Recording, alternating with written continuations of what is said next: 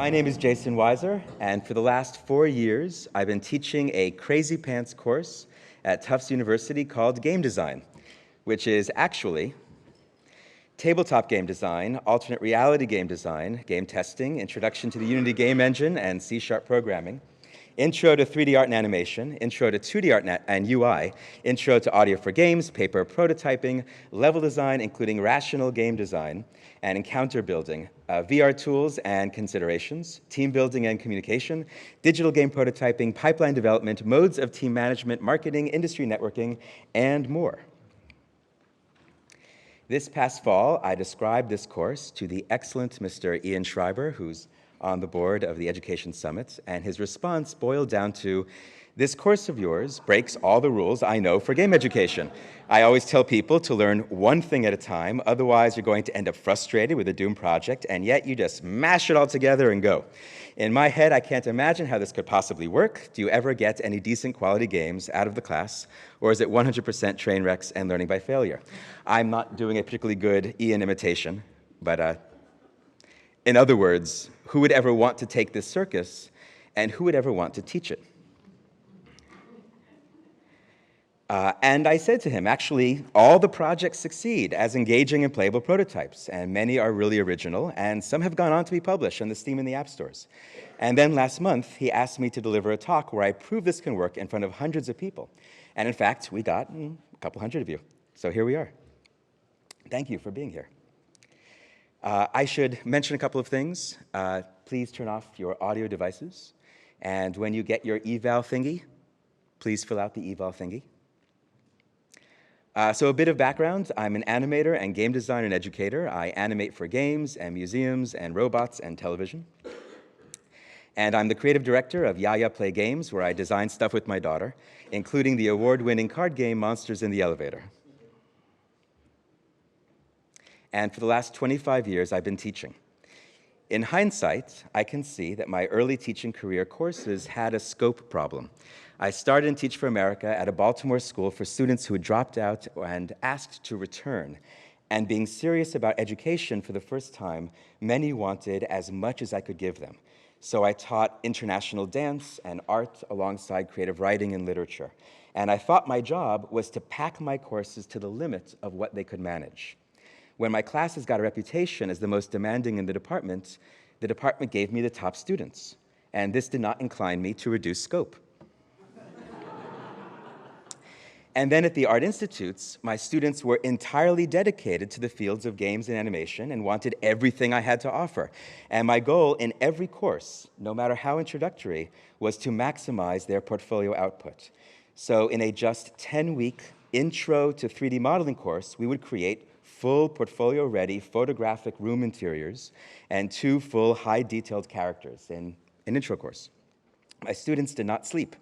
One student at that time described my teaching style, and this is a metaphor, there was no touching involved, that I would grab them by the ears, place my foot on their face, and knowledge.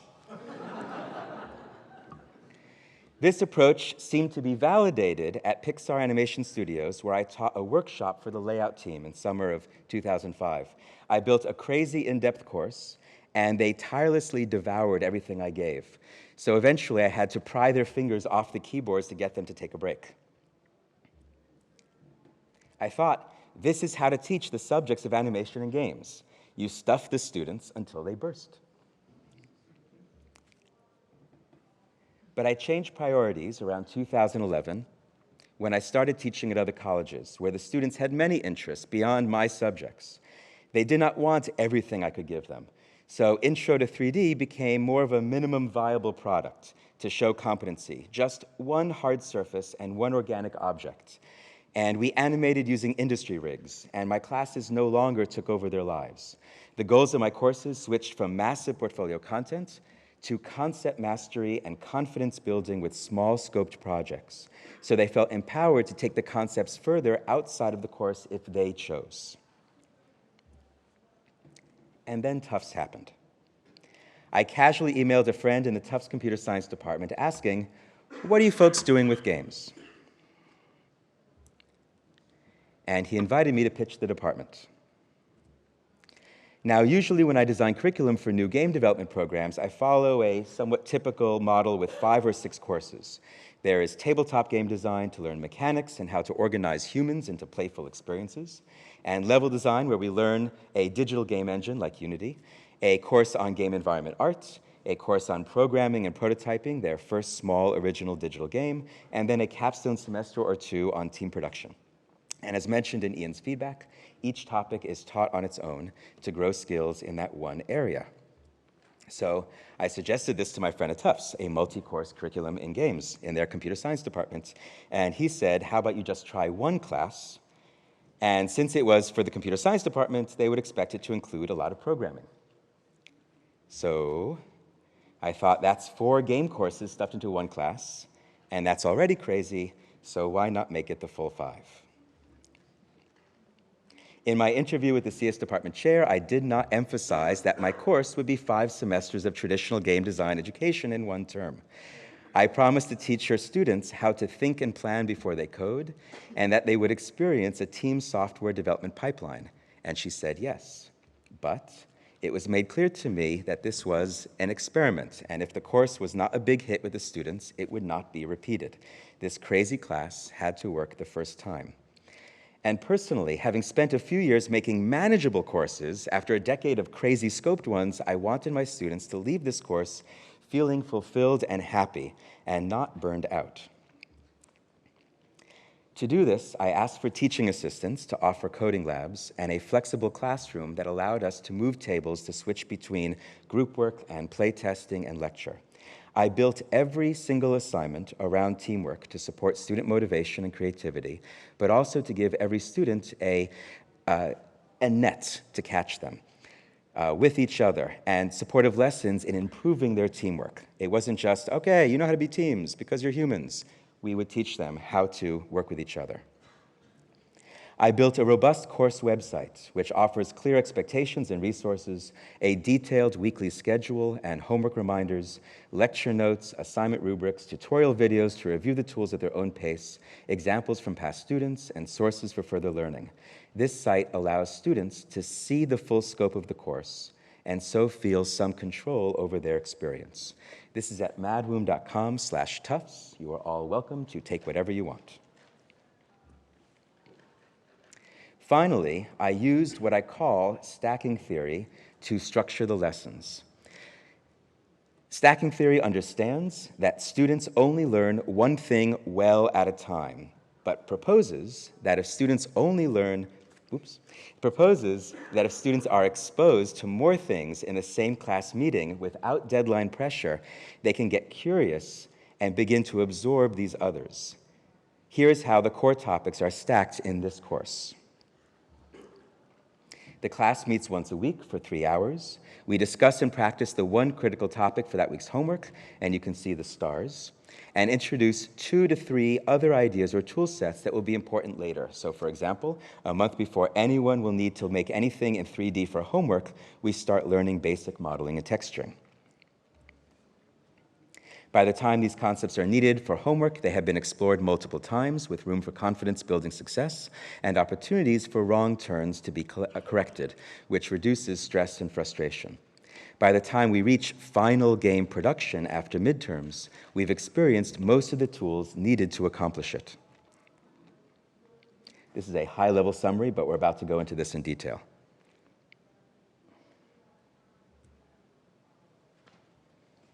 So imagine with me a student, Samantha. 2 weeks before the term begins, she gets a welcome email asking to share about games she loves and, because most of her classmates have not played modern board games, links to Will Wheaton's tabletop show so they don't think we are just talking about Candyland and Monopoly.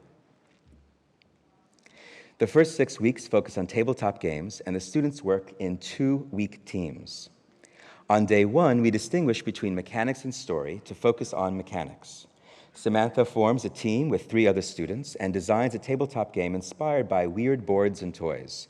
They read from Jesse Schell's Art of Game Design and meet outside of class to work on their game. Week 2, we practice playtesting their games to find the fun and discuss radical revision to refocus around that fun. They meet outside of class again to revise mechanics and story. One of my favorite examples of this lesson interpreted this Tree of Life game board as an asymmetrical combat between a computer antivirus and an invading AI. And having used these boards now for many, many years, it's amazing how we never get sick of what they create, as I'm sure many of you have discovered in your classes. Week 3, Samantha forms a second 2-week team, and they are asked to disrupt an existing game into something new. And we get disruptions of everything from chess and Sorry to Uno and Duck, Duck, Goose. One of my favorite examples of this was Sand Wizard of Catan. The desert is placed at the center. When a player rolls 7, the robber does not move. Instead, the player chooses one of the hexes around the desert and flips the number disc, so the desert spreads. At home, Samantha and her team read Jay McGonigal's Reality is Broken, and then we spend an hour of week 4 brainstorming and presenting an alternate reality game to solve a misery. With 3 hours of class time a week, we take 1 hour on software tools. So weeks 3 and 4, they follow me in tutorials for Unity 3D and 2D projects, where she learns to use scripting and physics and feedback to make basic platformers and collection games. Week 4, she makes Rollerball, the Unity tutorial, at home. My 3 TAs start running code labs a few times a week so Samantha can get help and learn more Unity tools. Week 5, Samantha forms her 3rd team to make a final tabletop project based on the routines of a workplace. And we get games about window washers and airline traffic controllers and way too many baristas. Here you can see what was handed in just a couple weeks ago of the current class, the window washing game, an asymmetrical game where you're either the window washer trying to clean the windows or the robber trying to hide the evidence of their past crimes, and you're trying to clean to catch them. Also week 5, I teach the basics of 3D Maya to Unity pipeline, and week 6, we learn about making Unity builds and VR tools, and then Sam's team gets 1 week, until week 7, to turn their workplace game digital, with a stated 0 expectation of success. The point of that 1 week is to just get in as much as they can and make as many mistakes as possible. A previous class actually asked for this lesson, to make a lot of mistakes on an original game before the final project. And it's been amazing in the years since we've done this. Week 7, Samantha's team shows off their first original digital game, and I'm always impressed by how much they actually get working. Sam then gets a review of all design topics covered so far and is encouraged to think of new ways to move and interact and to get playful with visuals and premise. She then gets 30 minutes of walking around, brainstorming with her classmates, with some silent reflection occasionally in that time. Then everyone gets a white note card to write down their final idea, and Sam chooses a colored sticky note for the main production role she plans to fulfill on the final project: code, art, audio, or project management. Everyone participates in design. So these are just the production roles outside of design concerns. Then Sam gets 45 seconds to stand up and pitch her idea to the class. She tapes the white card with her idea to the wall, and when all who want to pitch have done so, everyone votes with their colored sticky notes for the project they want to make. This is the system the MIT Game Lab uses for the Global Game Jam, and it's stolen wholeheartedly from them. In a class of 40 students, we get around 30 pitches and make about 8 games. I rebalance roles if needed to make sure every group has programmers and artists, and in this way, final teams are decided. If Sam's idea was chosen, I remind her to expect it will change dramatically in the process of iteration and testing and revision, so I advise let it go and trust the process and her new team. The teams then get, in the second half of the semester, 1 week to draft a design doc and paper prototypes for user stories, and then 1 week to get as much of the game working in Unity as they can. 2 more weeks to complete a working prototype, and then 3 weeks to build that out to a fuller game with multiple levels and more polished art and audio. We play test every week and significantly adjust the game plan at least a few times per team. And during this latter half of the semester, Sam gets lessons in basic Photoshop and user interface and audio composition and 3 weeks of level design. For 2 weeks, at the very end, we discuss marketing, and Sam and her team prepare a trailer and website while still polishing their game. On the final week, Sam and her team show off their game to guests, eat pizza, and then stand in front of everyone to present their trailer and website and talk about their experiences making this game with each other. This course stands on many shoulders. The game testing methodology comes from the MIT Game Lab via Firehose Games, along with the Week 7 system for choosing final teams. The first lesson in playful mechanics with bags of toys and weird boards comes from Paul Skidema's design workshop at GDC back in 2003. I owe Jenna Hofstein for our aspirational theory of game marketing. A level design lesson on encounter building comes from Forrest Dowling of The Molasses Flood. And the other is Ubisoft's concrete solution to difficulty curves called rational game design, which I learned from Alexis Joly de Sautel, and which we use for tutorializing. We get our peer evaluation system from the Executive MBA program at Boston University. Jesse Schell's Art of Game Design helps us rethink mechanics and prototyping, and Dr. McGonigal's Reality is Broken gives us alternate reality games, our favorite definition of games, voluntary engagement and unnecessary obstacles, and our working definition of fun, what she calls flow, a feeling like we can always make progress with every turn, and what she calls fiero, frequent opportunities for accomplishment and excitement. We discuss game success through this rubric: clarity, do players know what to do? Innovation, what new gameplay mechanics can stimulate interest? Immersion, is the setting, art, and music compelling to imply story? Flow, does the player feel constantly productive? And fiero, are there multiple victory moments for the players? We tell the students this scale is to evaluate the strength of the games, but their grade is as much for collaboration, experimentation, and risk-taking in design as it is about the games being successful as games. All the tabletop games before midterms are just pass-fail. This takes the pressure off to succeed in any specific way and helps them to have fun with each other, which is a lot of the goal in that first half. They're learning how to be teammates, as well as learning about games. There's still a lot I'm asking them to do: meet with their teams outside of class each week, deliver a play-testable game each week, learn a large amount of content in multiple disciplines, strive for their own definition of excellence. But the mood every week is light and excited. The students feel they can do it. We hold them accountable in 4 main ways, especially talking about them as teams. Each week, we play their games for verbal and typed feedback, according to the rubric. They weekly post task divisions in the beginning of the week to show an equal share of production per member, or at least their intention of that equal share. After midterms, each student submits a weekly personal progress report, 1 paragraph with screenshots, what they agreed to take on that week, what they actually completed, with no penalty if it's different, who helped them, who they helped, and links to tutorials that they used. 3 times a semester, each student fills out a peer evaluation form, that one from Boston University, where they discuss their teammates' contributions to productivity and morale, and divide a pool of points unevenly between their teammates. All of these evaluations are required, but only the very last one, handed in on the very last day of class, actually affects their teammates' grades, about 20% of the grade. To connect my students to the industry, each is expected to attend an off-campus networking event and write about it. I maintain a website list of the large number of game industry events in the Boston area at madwomb.com, and they always find these experiences inspiring.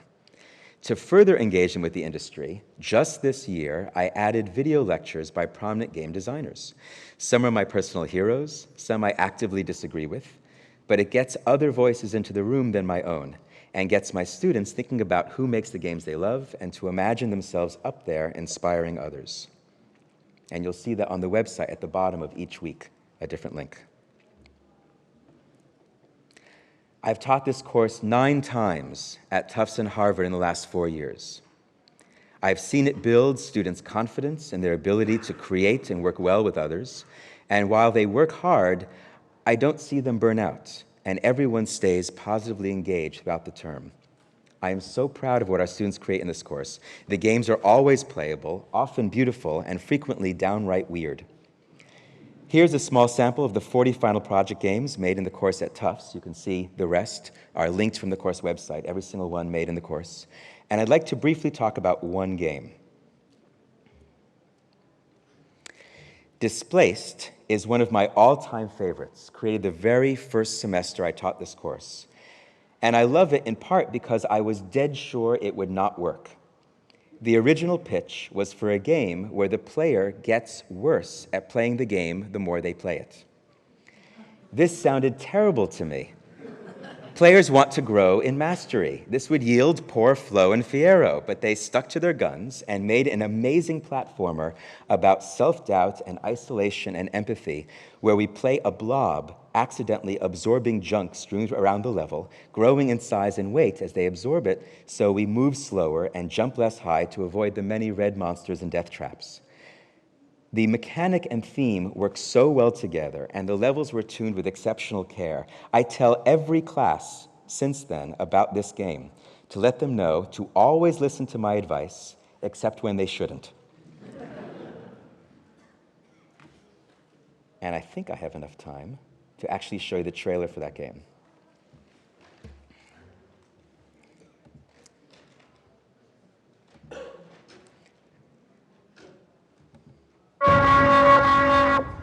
Oh, you can't see anything.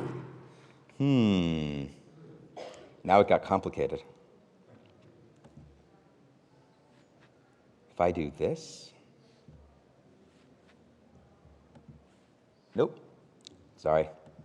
I don't know how to do that. I can show it to you after if you want to come up. So I will simply resume. The first time I taught this course at Tufts, after final day presentations, dozens of students lined up to thank us. In course evaluations, multiple students said it was one of their favorite experiences in college. They loved the teamwork and the chance to push themselves in new directions. The course offers them massive amounts of Flo and Fierro. They feel able to be productive each week and feel their efforts rewarded in playtesting. We include in this course much of what makes game development such an amazing and ridiculous experience. They are hungry for every bit of it, and it is such a joy to serve as the teacher of this crazy pants circus of a course. And I will take any questions.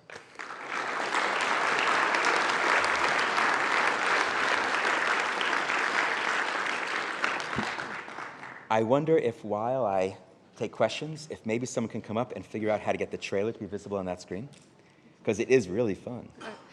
I have a question.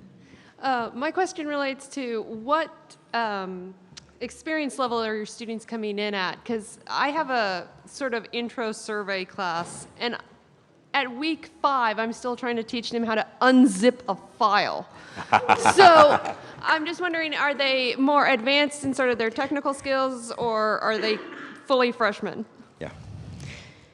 So at Tufts, I'm teaching in the CS department. They're already programmers. They may not know C#, and they certainly need to have explained to them how Unity doesn't have them create one big wall of code to run their game, that they're doing smaller bits of code that are associated with objects. So we try to catch where they're likely to get tripped up and stuck, but we're not teaching them a lot of the basics of the tech. Interestingly, about a quarter of the class this semester for the first time, now that Tufts has absorbed the School of the Museum of Fine Arts, a quarter of the class is from the SMFA. And there are students there who are not particularly technologically strong. They are metal welders. They are artists in a variety of fields now excited to try this new thing. And we've had to adjust our thinking in some ways to make sure that they have what they need. Fortunately, they're avid... Ooh, that was the audio. Oh. Fortunately, they're avid YouTube watchers. And so creating something of a flipped classroom paradigm where I'll show something in class, but then record a video of it and send that to them so they can try it again at home as many times as they need to get it, helps. At Harvard, it's a huge variety of students, but I usually have at least a couple who are technologically strong who can carry the programming side. I'm encouraging really weird and strange and wild art. make bottle caps, do stop motion with lint, try things that anybody can do with their cell phone. You don't have to be good at Photoshop. I just show them enough to cut things out. So they're usually able to move forward with that. And everybody does really well when it comes to design. Did that answer? Hi. Oh, okay. Thank you very much.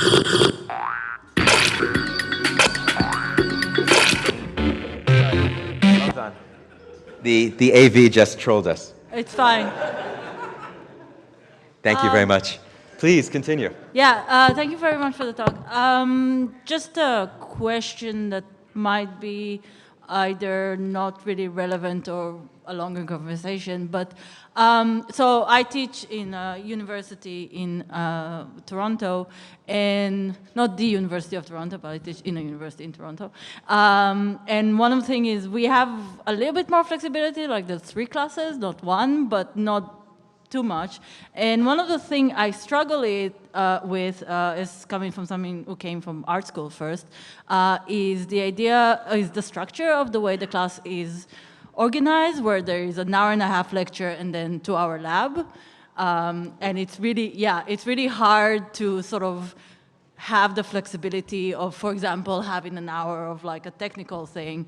And I'm just wondering if you had any thought or experience in like how to use your structure, because I'm very much a big fan of sort of the experimental motivation thing, because I also teach 3D and I do that a lot. But is there a way to sort of mitigate that structure in a way that I can still do that lecture and then lab, but still have it more flexible, more... Sure. Yeah. Are you saying that the school is requiring you to follow that structure? Yeah, that's the structure of the class. Okay. I would hope or assume that that's in order for the students to feel like they have a reliable sense of how the class is going to go. It's also university thing, I think. So I try not to talk for more than usually about 10 minutes before I have the students do something. Who's a Gardner? Gardner is the multiple intelligences. Are you familiar with that idea? It's something they drilled into us in Teach for America, the idea of that there are different ways to learn and different ways to be smart. And there's kinesthetic and bodily, and there's an understanding of nature. It's not just being able to function in a lecture hall. So getting the students up and moving, getting them using rhythm, getting them interacting with each other because of the interpersonal versus the intrapersonal makes a big difference. There are a lot of ways to get them to interact with each other, and sometimes it's just discuss this idea and come up with an idea. I'm also a volunteer here as a CA. I've been doing that for 18 years, and I got to run a breakout session last night where the way that I handled the get to know you part, the icebreaker, is I just ran one of these lessons, a 5-minute version. I had them try to come up with a game that was based on the routines of a workplace. And it got them thinking, it got them playing. We only had 1 or 2 ideas that were shareable. They just went off in other conversations. But they get so much more out of talking to each other often than listening to me. So I just talk enough to give them the core ideas and then try to get them running. So I would hope that in that lecture scenario, there's the opportunity to have them turn to each other, even if there isn't the idea that they are going to go off and do their own thing. But I would advise trying to break it up. Yeah, an hour for this of the teacher talking to me is pretty deadly. Yeah. Hi. Great talk. Thank very you. much. I run a program at a small college in upstate New York, and I run into a lot of the same issues that you kind of have all this content to fit into so many courses.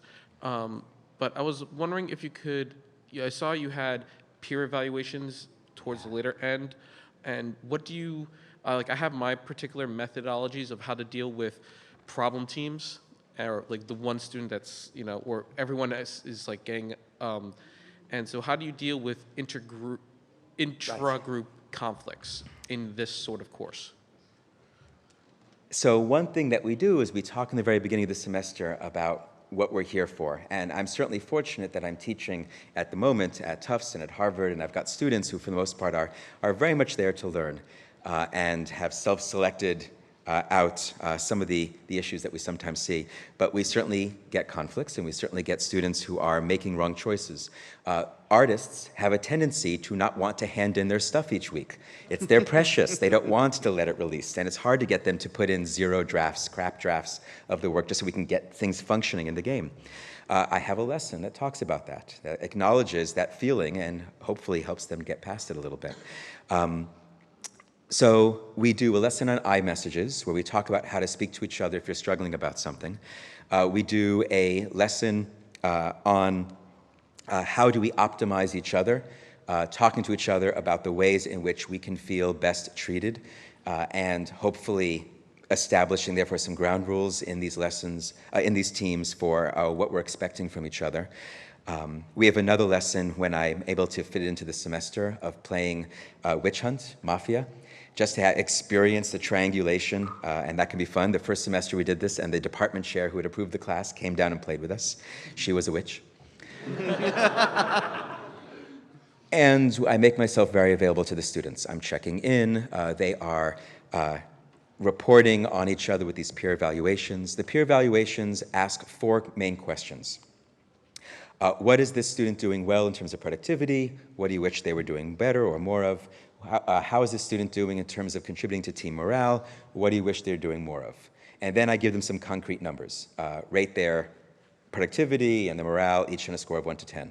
All of which is just to help narrow them into a sense of how is this person doing? They do that for all their teammates, and they get a pool of numbers. That is, if they've got 3 teammates, it's 30 points, and they have to decide unevenly who gets what. And it's just to help them make a judgment call. It's just so they don't take the cop-out of, you all get 10s. And it helps them just to make concrete, to put into words what they are feeling, what they're thinking, so they don't let it go. And I also tell them early on that the stakes for these conversations in this class are so low. They're going to go out to the world. They're going to have a job they care about. And having this conversation with a manager or a coworker is going to feel like it's the end of the world. Do it here. Mess up these relationships. It's okay. We can take it. It's only 1 semester. I'll help you through it. And ask them to try to have those conversations. The evaluations are anonymous, but I encourage them. I see them. And if I really need to, I'll talk to a student, not with the specific of who said what, but help them to understand how they might be being perceived. But it's also meant to be an opportunity for them to talk to each other. So they will hopefully take that and go, okay, I'm ready to have a conversation, and hopefully use the iMessage system to get behind the person's possible defensiveness. Okay. I think, are you out of time? We are at time. Okay. I will stay as long as you want, because I am delighted to meet you all. Thank you so much for being here.